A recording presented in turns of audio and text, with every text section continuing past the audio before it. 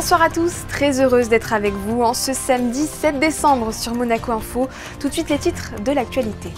Il est attendu impatiemment chaque année par les petits et les grands. Le village de Noël a été inauguré hier en présence de la princesse Charlène et de ses enfants. Quelles sont les nouveautés cette année? Réponse dans un instant. Nous reviendrons sur les résultats sportifs du week-end, du basket, de la Formule 1 bien sûr, avec les qualifications du Grand Prix d'Abu Dhabi. Et puis nous recevrons le professeur Didier Queloz, prix Nobel de physique en 2019, dans le cadre de la Journée Nobel organisée à Monaco, et l'abbé Christian Venard à l'approche de la fête de l'Immaculée Conception, qui aura lieu lundi, le jour férié. C'est l'image du jour. Après le coup d'envoi des illuminations samedi dernier, le village de Noël a ouvert ses portes au public hier soir. Pour l'inaugurer, la princesse Charlène, accompagnée de ses enfants, la princesse Gabriella et le prince héréditaire Jacques. Retour en images sur ce moment féerique avec Frédéric Elion et Camille Caloni. C'est un rendez-vous incontournable des fêtes de fin d'année en principauté, un endroit où l'on retrouve l'émerveillement et l'insouciance de l'enfance. Le village de Noël a ouvert ses portes vendredi soir. Une inauguration en présence de la princesse Charlène, du prince héréditaire Jacques et de la princesse Gabriella. Le thème du marché de Noël 2024, pain d'épices et gourmandises. Donc on pourra retrouver 24 chalets commerçants où il y aura donc des produits achetés pour les fêtes de fin d'année, donc pour Noël. Si vous avez un petit trou, donc vous pouvez venir. Il y a également des produits culinaires locaux et internationaux. On a 23 stands alimentaires, donc vous pourrez vous restaurer sur place. Parmi ces stands alimentaires, une nouveauté ou plutôt un retour. Après une année d'absence, Monactaï revient au village de Noël. Nous nous étions rendus compte en fait qu'il manquait une offre asiatique et plus particulièrement thaïlandaise. Et donc on avait exploité un petit chalet qui était mis à disposition par la mairie de Monaco. On avait eu d'excellents retours et ça s'était très bien passé. Et on s'était dit pourquoi pas, vu qu'on était bien lancé, pourquoi pas revenir avec quelque chose de beaucoup plus grand et de plus étoffé. On est là depuis quasiment une semaine à préparer, installer, tester, etc., etc. Donc on est content, on est excité et on espère que notamment la météo sera clémente avec nous. Pour cette première soirée, beaucoup de monde et majoritairement des habitués. J'aime bien la magie de Noël, tout ce qui est Noël, décoration et tout, donc voilà, et manger aussi. Est-ce que vous venez chaque année ou... Chaque année depuis maintenant peut-être une dizaine d'années. Voilà. Qu'est-ce qui vous plaît le plus ici? Qu'est-ce que vous venez faire tout simplement? Bon, l'ambiance, la tranquillité et aussi la nourriture. C'est un point important. Et maintenant, tout ce qui est manège pour les enfants. Je viens chaque année. Qu'est-ce qui te plaît le plus ici? Le nouveau parcours. Je vais l'essayer après. Est-ce que tu viens aussi pour manger en général? Qu'est-ce que tu aimes bien manger ici? Je sais pas, peut-être s'il y a des nuggets et des frites et des crêpes. Je voulais voir ma copine danser à la Palladienne. Elle a été comment? Très bien. Qu'est-ce que tu aimes ici au marché de Noël? Qu'est-ce que tu aimes faire? Regarder les spectacles et faire des manèges. Nouveauté cette année au village de Noël, un parcours ludique et créatif destiné aux enfants. Plusieurs spectacles itinérants ou sur scène seront aussi proposés au public. Le village des sports ouvrira lui le 20 décembre jusqu'au 5 janvier, date de la fermeture du village de Noël. Vous avez donc un mois pour en profiter. Ouvrons une page sport avec du basket d'abord. Après la défaite face à l'Olympiakos mercredi, la Roca Team a parfaitement réagi en s'imposant nettement face à l'Alba Berlin hier soir à Gaston-Médecin. Une victoire 100-80 qui permet à Monaco de grimper à la 4e place du classement d'Euroleague. Le résumé de la rencontre, c'est avec Frédéric Elion. Un match maîtrisé du début à la fin, des temps de jeu partagés avec 11 joueurs à plus de 12 minutes sur le parquet. Tout s'est parfaitement passé pour la Roca Team contre l'Alba Berlin vendredi soir à Gaston-Médecin. Face au 17e d'Euroleague, les Monégasques se détachent rapidement. 10-4 après 2 minutes, 34-18 à la fin du premier quart-temps. Tout le monde est impliqué. Vito Brown plante 12 points en première mi-temps, plus 18 Monaco à la pause. En deuxième période, Monaco contrôle et ne se fait pas de frayeur. Papagiannis règne près du cercle, puis la salle s'enflamme après cet énorme contre de Lloyd sur Spaniolo. 100 à 80 score final, grosse victoire collective pour la Roca Team qui remonte dans le top 4. Je suis vraiment content de comment on a abordé le match, mais surtout de comment on a réussi à garder l'écart tout match. On le sait, c'est quelque chose qui par le passé nous a fait défaut à maintes reprises, donc voilà, c'est bien. Je ne pense pas qu'on se soit fait peur à quelques instants du match, même si forcément il y a eu des temps forts et des temps faibles. Mais voilà, ça a été un match sérieux de bout en bout. On a à nouveau fait plus de 20 passes décisives, 24 je crois, donc c'est très positif et il faut continuer sur cette lancée. On voulait prendre le match au sérieux, pas faire le calcul de regarder le classement et de prendre le match à la légère, donc le coach a bien insisté dessus. Et pour la première fois de la saison, on arrive à contrôler un match du début à la fin, donc voilà, c'est une bonne chose et il faut qu'on construise là-dessus. Prochain match pour Monaco, le choc de Betclic Elite Paris dimanche, une équipe qui reste sur 10 victoires d'affilée en Euroleague. Effectivement, la rencontre de demain aura lieu dans la capitale française à 19 h. Vous pourrez la suivre sur la chaîne YouTube de la plateforme britannique DAZN. Pour rappel, Paris est 2e et Monaco 5e du championnat. En basket féminin, cette fois, il n'y aura pas de match pour l'équipe monégasque aujourd'hui. La rencontre prévue à 20 h pour le compte de la 10e journée de National 1 contre l'Asvel a été annulée. Le club adverse, en pleine crise financière, a déclaré forfait. Prochain rendez-vous pour la NBA, ce sera à Colomiers le 18 décembre prochain. Et puis un mot de Formule 1 et ce coup dur pour Ferrari au Grand Prix d'Abu Dhabi. Alors que Charles Leclerc venait de réaliser le meilleur temps de la séance de qualification aujourd'hui, son chrono a été effacé pour avoir dépassé les limites de piste au virage 1. Il termine donc à la 14e place et devra en plus subir sa pénalité de 10 places sur la grille demain pour la course dont le départ sera donné à 14 h. Elle marquera le clap de fin de cette saison 2024 dans la discipline. Direction l'infini et au-delà avec notre invité, le professeur Didier Queloz. Cet astronome suisse a reçu en 2019 le prix Nobel de physique pour avoir découvert la première exoplanète. Il est à Monaco pour participer à la journée Nobel ouverte par un discours inaugural du prince Albert II. Bonsoir professeur. Bonsoir. En quoi a consisté cette journée et quel a été votre rôle ? Eh bien, j'étais invité pour cette journée pour expliquer qu'est-ce que c'était que cette découverte qui nous a valu le prix Nobel en 2019 et de parler des planètes et puis évidemment de la grande question de la vie dans l'univers. Donc j'ai eu la chance d'avoir une audience extraordinaire parce que c'était beaucoup de jeunes qui étaient là du lycée et puis j'avais le privilège d'avoir des représentants de mes collègues, de l'ambassade de Suède et évidemment le prince. Pourquoi est-ce important pour vous d'aller à la rencontre de la jeunesse ?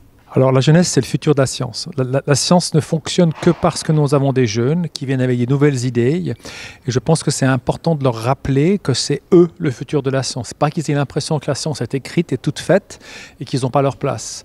Je pense aussi que c'est important qu'on alimente leur enthousiasme, leur curiosité. Et en leur montrant que oui, on peut devenir un chercheur, on peut avoir de la chance et puis on peut éventuellement avoir le prix Nobel. En plus, la science est belle, elle est positive, donc c'est important aussi de continuer à envoyer ce message, aussi auprès des gens qui ont un pouvoir de décision et qui peuvent influencer sur la qualité de l'enseignement et sur la qualité de la recherche que l'on peut faire. Et sur quoi porter leur curiosité justement ? Quelles étaient leurs principales questions ? Alors j'ai eu beaucoup de questions, c'est difficile d'avoir une seule question parce que en fait les questions elles partent un peu de tous les sens, mais il y a beaucoup d'intérêt clairement pour la question des extraterrestres. Qu'est-ce qu'on peut dire de la vie dans l'univers ? Il y a des questions spécifiques sur comment on détecte des planètes. Et puis après, il y a toujours des questions un peu générales qui consistent à dire qu'est-ce que c'est qu'être un chercheur qui a un prix Nobel. Alors j'ai essayé de leur expliquer que la question de la vie dans l'univers, elle est très ouverte, mais on commence à avoir des résultats et ces résultats nous mènent encore un petit peu plus loin et que peut-être à terme, on va réussir à comprendre pourquoi il y a de la vie sur Terre et puis peut-être qu'il y a de la vie ailleurs. J'ai essayé aussi de leur montrer que ce qu'on a trouvé actuellement, c'est une partie de ce qu'on va trouver dans le futur. Et puis je leur ai expliqué que tout le monde peut être prix Nobel. Il faut avoir un petit peu de chance, il faut un certain talent, mais surtout il faut oser faire des choses un petit peu, aller chercher un peu des choses qui sont un peu difficiles des fois, aller chercher quelque chose qui est nouveau et que je les encourageais à le faire. Vous avez été prix Nobel en 2019. Est-ce que vous pouvez nous rappeler les travaux qui vous ont valu ce prix ? Alors la raison pour laquelle nous avons reçu le prix Nobel avec mon collègue Michel Mayor, c'est pour avoir découvert la première planète en orbite autour d'une étoile. C'était en 1995 avec une machine qu'on avait construite à l'Observatoire de Haute-Provence et pour laquelle on a eu des observations les années précédentes. Évidemment, la planète était très étrange, elle était ce qu'on appelle un Jupiter chaud et il a fallu de nombreuses années avant que la communauté comprenne l'importance de ce résultat au point qu'aujourd'hui, on a maintenant des milliers de planètes qui sont connues autour d'autres étoiles, pour la plupart qui sont très différentes des planètes dans notre système solaire. Et qu'est-ce que ce prix a changé pour vous ? Oh, vous savez, avoir un prix Nobel, ça change la vie. Vous devenez quelque part une sorte de diplomate de la science, ce qui est très important. Je pense que c'est très important d'expliquer à la société, aux décideurs et aux générations futures qu'est-ce que c'est que la science, de leur répéter l'importance de la science pour notre société. Et puis, ça a aussi changé le rôle qu'on a. C'est-à-dire qu'en étant diplomate de la science, ben voilà, je pense qu'il faut accepter de faire des choses un peu différemment. Donc moi, j'ai accepté de diminuer mon programme de recherche pour avoir plus de temps pour faire de la communication scientifique. Donc c'est ça, c'est ce qui a changé. Le plus autre chose qui a changé, ben, maintenant, dans certains endroits, quand je me promène dans la rue, les gens me reconnaissent. Donc c'est un peu inhabituel pour un chercheur. On a l'habitude d'être assez discret, et puis tout d'un coup, on devient quelque part une star de la science, quelque chose de assez particulier, je dois dire, pour lequel on n'est pas très préparé. Il y a quelques mois, vous avez été nommé par le pape François membre de l'Académie pontificale. Que représente cette nomination pour vous ? Bon, l'Académie pontificale des sciences est une académie très intéressante parce que d'abord, elle réunit des gens brillants. Il y a beaucoup de prix Nobel, il y a beaucoup de gens qui pensent la science, qui sont invités à discuter du rôle de la science de façon large dans la société. On ne discute pas vraiment de religion, on discute surtout de l'impact de la science dans la société. Et puis c'est sûr que quand vous êtes au Vatican, ben, vous touchez de manière très large en fait, tous les catholiques du monde. Donc c'est un peu un porte-voix pour expliquer la science, la société et comment ça se combine. En plus, c'est toujours très intéressant d'aller au Vatican parce que simplement, c'est juste superbe. Donc c'est un privilège, c'est une chance et puis, quelque part, c'est aussi un plaisir. Et est-ce qu'aujourd'hui, vous avez de nouveaux objectifs ? Quels sont mes objectifs ? Oh, vous savez, mes objectifs, en gros, l'essentiel de ma recherche est quelque part un petit peu derrière moi maintenant, mais j'ai encore quelques rêves. Le premier, c'est j'aimerais vraiment que le domaine, la question de la recherche de vie dans l'univers s'installe et on travaille beaucoup pour installer des programmes, on va dire, multidisciplinaires pour aborder cette question, ce qui nous force un peu à changer un peu les structures de certains établissements.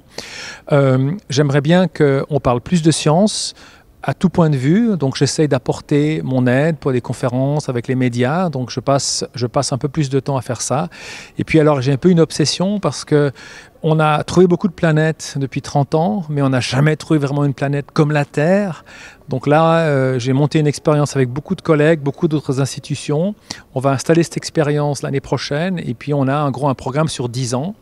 Donc on va dire que c'est un peu mon dernier grand programme de recherche, qui est d'essayer de montrer qu'en plus d'avoir beaucoup de planètes qui sont différentes, il y a quand même quelques étoiles qui ont des planètes qui ressemblent diablement à la Terre. Et puis on laissera aux générations futures le soin d'aller étudier ces planètes avec grand détail et peut-être pour certaines d'y trouver de la vie.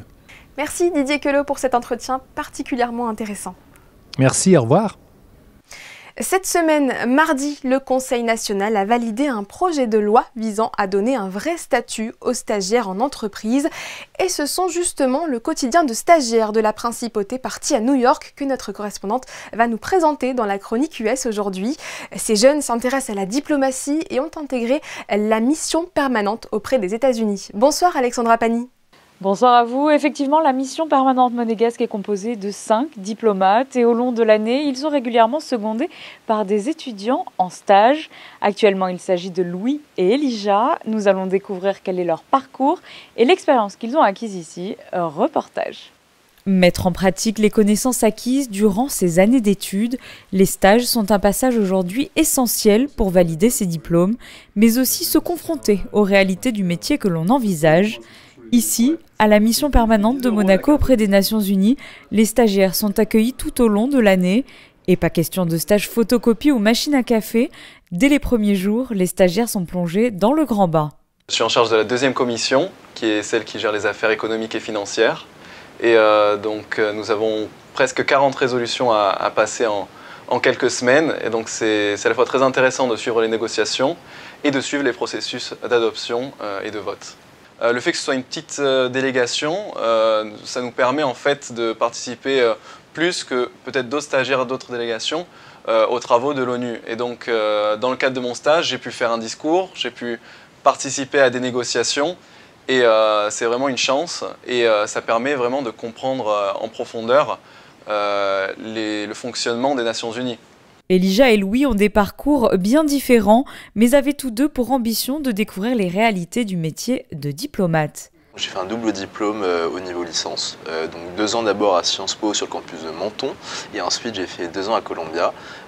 Donc j'ai fait des études de relations internationales et de sciences politiques donc voilà, j'ai toujours été très intéressé par la diplomatie, par les relations internationales et j'ai moi-même envie de devenir plus tard diplomate. J'ai fait toute ma scolarité à Monaco, d'abord au collège Charles III et puis au lycée Albert Ier, filière littéraire, et puis suite à ça j'ai fait 3 licences à Nice, de lettres modernes, philosophie et psychologie. Et après ça, je voulais aller à l'étranger, étudier les relations internationales. Et donc, je suis actuellement en 2e année de master à Rome. Ils sont arrivés début septembre et resteront jusqu'aux vacances de Noël. 4 mois pour renforcer l'équipe présente en cette période chargée. Donc, il y a 6 commissions différentes à l'Assemblée Générale de l'ONU et j'ai eu la chance d'avoir en charge, sous ma responsabilité, une commission pour moi tout seul. Donc j'étais en charge de la 4e commission qui est liée aux politiques spéciales et à la décolonisation. Donc au jour le jour, ça voulait dire que j'allais donc en commission, on débattait, j'écoutais des discours qui étaient prononcés par les différents diplomates de tous les pays. J'allais à des réunions informelles, c'est-à-dire on négociait entre diplomates un peu des textes, des résolutions qui allaient être passées, des projets de résolution. On était aussi amené à voter, donc à raison de une dizaine de fois au cours de ce stage qui a duré 4 mois. Donc c'était très intéressant et on était vraiment amené au cours de ce stage à vraiment voir le quotidien d'un diplomate. Et si vous aussi vous êtes étudiant en relations internationales et souhaitez découvrir le métier de diplomate, le département des relations extérieures et de la coopération du gouvernement monégasque saura vous orienter pour trouver un stage dans l'une des ambassades de la principauté à l'étranger. Bon à savoir, merci Alexandra. Si vous souhaitez vous rendre, non pas aux États-Unis, mais au Royaume-Uni prochainement, sachez qu'une autorisation électronique de voyage sera obligatoire, et ce dès le mois d'avril 2025 pour les ressortissants monégasques, qu'il s'agisse de voyages d'affaires, de tourisme ou pour une simple escale en avion, mais aussi en train ou autre moyen de transport. Ce document numérique vous sera demandé si vous ne possédez pas de visa. N'hésitez pas à consulter le site du gouvernement princier pour en savoir plus sur les demandes qui se feront en ligne à partir du 5 mars prochain. C'est une première pour le Monaco Women Forum. La plateforme a organisé son premier événement de networking hier au restaurant Neptune. L'objectif, mettre en avant les réussites de femmes de la région et favoriser les collaborations entre les professionnels issus de différents secteurs, que ce soit les affaires, la technologie, les sciences ou encore la finance. Toutes les précisions dans ce reportage d'Émilie Flamin et Julien Logier. Mettre en lumière les femmes de la principauté. Voilà le maître mot de ces nouvelles rencontres du Monaco Women Forum.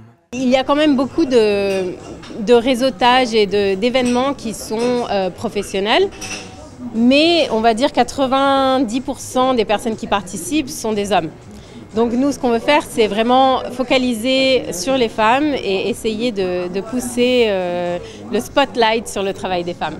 Et pour cette première rencontre, la femme mise en avant est Carole Siomei, la cofondatrice du premier centre de longévité en principauté dans lequel le but est de rajeunir avec notamment la micronutrition, une nouvelle entreprise qui a besoin de se faire connaître. On souhaite vraiment cette proximité avec nos clients et du coup c'est vrai que de rencontrer les personnes de manière individuelle c'est une belle opportunité et c'est surtout une belle opportunité de, comme je vous disais, en fait vraiment d'échanger sur les parcours de chacun, sur l'expérience de chacun. Le réseautage est important aussi sur Monaco, mais c'est vrai que ces valeurs-là en fait de transmission aussi et de contagion, c'est important. Ce rendez-vous est le premier d'une longue série. Tous les mois, une femme sera mise en avant par le Monaco Women Forum, ainsi qu'un événement annuel le 21 mars, avec pour thème la nouvelle conquête de l'espace. Pas besoin de programmer le réveil lundi. Et oui, c'est férié en Principauté. Ce 9 décembre, nous célébrerons l'Immaculée Conception, fêtée habituellement le 8. Savez-vous ce que cette fête signifie? Pour l'évoquer, nous recevons ce soir l'abbé Christian Venard. Bonsoir. Bonsoir Sarah. Cette année, petit changement à Monaco. Les célébrations n'auront pas lieu dimanche 8, comme le veut le calendrier chrétien, mais lundi 9. Pourquoi ? Alors, je pense que beaucoup de monégasques, de résidents à Monaco, ont repéré qu'il y avait un jour férié qui tombait cette année le 9 et non pas le 8. Alors en fait, non, c'est au contraire pour respecter le calendrier chrétien. Je vous explique, comme le 8 décembre tombe cette année un dimanche et que c'est un dimanche de l'Avent, liturgiquement, on est obligé de célébrer le dimanche de l'Avent. Mais comme l'Immaculée Conception est une solennité très importante dans la liturgie chrétienne, on dit qu'elle est reportée au lendemain et donc nous allons célébrer cette année le 8 décembre, le 9 décembre, donc la solennité de l'Immaculée Conception le lundi 9 et non pas le dimanche 8. Est-ce que vous pouvez nous rappeler l'origine de cette fête ? Alors l'Immaculée Conception, c'est le dogme par lequel les catholiques croient que la Vierge Marie, dès sa conception, a été préservée de ce qu'on appelle le péché originel. Le péché originel, c'est le péché d'Adam et Ève. Alors tout le monde a en tête la pomme, le serpent, et ce péché des origines, comme les théologiens préfèrent l'appeler, eh bien, il se transmet de génération en génération, il nous touche tous, le baptême nous en délivre. Et la Vierge Marie, eh bien, le dogme de l'Immaculée Conception dit qu'elle en a été préservée. C'est-à-dire que dans le plan de Dieu, comme elle était celle qui était destinée à porter en son sein le Fils de Dieu, Dieu lui-même, Jésus, eh bien Dieu a voulu la préserver de ce péché des origines. Ce dogme, il a été proclamé de manière officielle en 1850, que je dise pas de bêtises, 1854, par le pape Pie IX, 8 décembre, disant qu'à partir de ce moment-là, toute l'Église catholique devait professer cette vérité. Et comment ce temps fort est-il commémoré ici, en Principauté ? Alors ici à Monaco, il prend une ampleur particulière parce que notre cathédrale, dans laquelle je suis en train de vous parler, est dédiée à l'Immaculée Conception. C'est une cathédrale qui est construite à la fin du 19e siècle, sous le règne de Charles III, et elle est dédiée à cette nouvelle appellation de la Vierge Marie dans son Immaculée Conception. Alors si vous voulez, c'est la grande fête de l'église cathédrale, de l'église mère de toutes les églises de la Principauté. Alors c'est une fête qui tient à cœur aux monégasques et aux résidents parce que c'est leur cathédrale, mais en plus, il faut savoir que en ce jour-là, il y a une procession qui suit la messe. Pourquoi ? Parce qu'en 1631, la Vierge Marie a protégé Monaco de la peste et le prince Honoré II a décidé ensuite que tous les ans, pour remercier la Sainte Vierge de cette protection, il y aurait une procession. Et donc, cette année, j'invite tous les monégasques, tous les résidents à venir nombreux, non seulement pour honorer la Vierge Marie, mais pour respecter cette très belle tradition. On aime être ancré dans les traditions ici à Monaco. Cette très belle tradition, 18h la messe, qui est évidemment présidée par Monseigneur David, notre archevêque, et puis à partir de 19h, 19h15, la procession qui va aller de la cathédrale jusqu'au palais, puis qui va passer dans les ruelles de Monaco jusqu'à un endroit particulier où il y a une petite statue de la Sainte Vierge qui rappelle ce vœu du prince Honoré II, et avec en particulier la participation de la mairie qui a un rôle particulier dans ces célébrations. Et est-ce que la messe en elle-même a des particularités ce jour-là ? Alors c'est une très bonne question et je vous remercie, merci Sarah de me la poser, parce qu'en effet depuis 2 ans, on a ajouté une petite tradition dans cette tradition, c'est-à-dire que pour marquer le lien entre la compagnie des Carabiniers du Prince et cette église mère qui est la cathédrale de Monaco, désormais depuis 2 ans, la messe et la procession sont accompagnées par l'orchestre des Carabiniers du Prince, et il y a au cours de la procession 2 bénédictions spéciales. Une qui est assez classique depuis plus de 10 ans 10 ans maintenant, de ce qu'on appelle le chemin des crèches, que tous les monégasques, les résidents connaissent. Donc il y a une bénédiction sur la place du palais du chemin des crèches, et puis on y a adjoint une bénédiction spéciale donnée par l'archevêque devant la caserne du palais, la caserne des carabiniers, pour les carabiniers et leurs familles, qui est une espèce de remerciement de l'Église de Monaco pour ce travail si particulier des carabiniers, de la protection du prince, de sa famille, du palais, et au service de nous tous. Merci beaucoup Christian Venard pour ces éclairages et bonne fête de l'Immaculée Conception. À noter que la messe sera retransmise en direct sur Monaco Info lundi dès 18 h. Merci beaucoup. Elle a justement été créée pour récolter des fonds à destination des bonnes œuvres des paroisses de la Principauté. La 54e kermesse œcuménique avait lieu aujourd'hui sous le chapiteau de Fontvieille. Cette journée de bienfaisance présidée par son Altesse Royale la Princesse de Hanovre est organisée chaque année à l'approche des fêtes. Vêtements, décorations, jouets, il s'agit pour les visiteurs de dénicher des cadeaux à petit prix, solidaires et responsables. Nous étions à la cathédrale il y a un instant avec l'abbé Christian Venard. Eh bien, nous partons à présent à quelques pas de là, dans la chapelle de la Miséricorde. Jeudi dernier, un concert exceptionnel dédié à la musique baroque s'est tenu dans l'édifice. José Sacré, Jean-Alexandre Dordet et Clélia Renaud.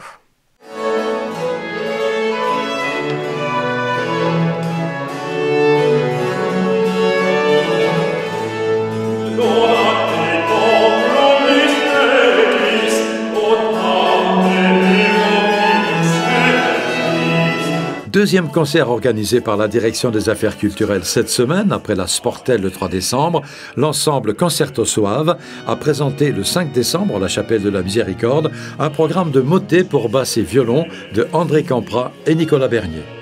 Concerto Soave, c'est un ensemble qui a été fondé il y a maintenant une trentaine d'années à Marseille, qui est surtout spécialisé dans les musiques de la période baroque et plus particulièrement la musique baroque italienne du début du XVIIe siècle.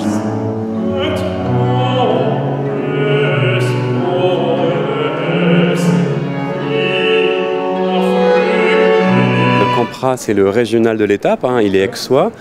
Il a composé énormément de très très belle musique, assez connue en effet, alors que Bernier, qui est assez contemporain, quant à lui, est un peu moins connu, mais c'est une musique qui est vraiment tout à fait splendide. Et ce qui les rejoint là dans le programme de ce soir, c'est un répertoire qu'on va faire là pour basse taille, c'est-à-dire une voix globalement de baryton, une voix grave d'homme, avec une basse continue et 2 violons. Et c'est un style qu'on appelle les motets à l'italienne. C'est une organisation musicale qui se faisait beaucoup en Italie au XVIIe siècle et qui a été repris un peu à la française parce qu'on aimait bien la mode italienne à cette époque-ci. Et Bernier, comme Campra, ont composé des motets dans ce style-là. Ce programme a fait l'objet d'un enregistrement discographique qui sortira au printemps prochain.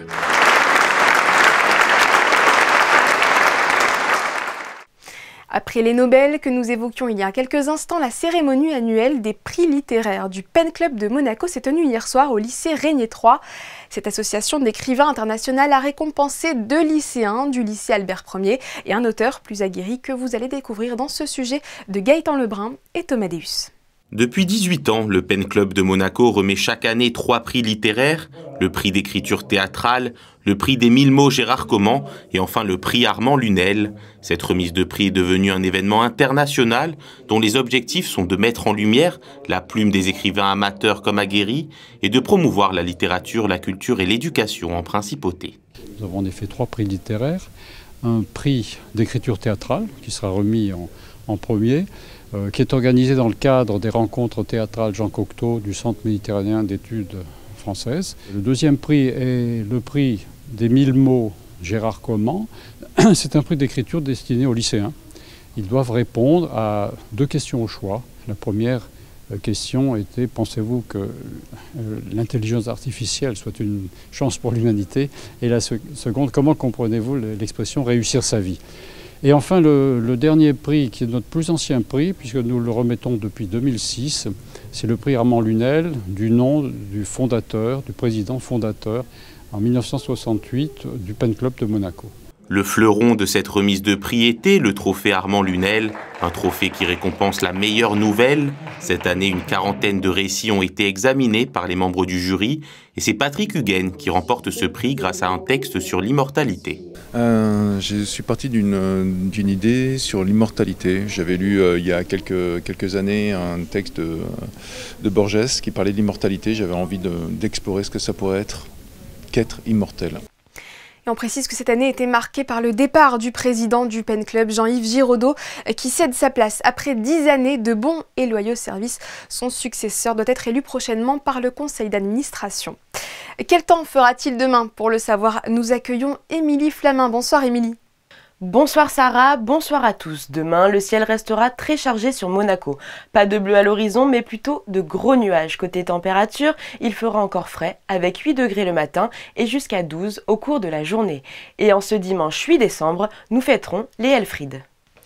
C'est la fin de ce journal. Merci à tous pour votre fidélité à Monaco Info.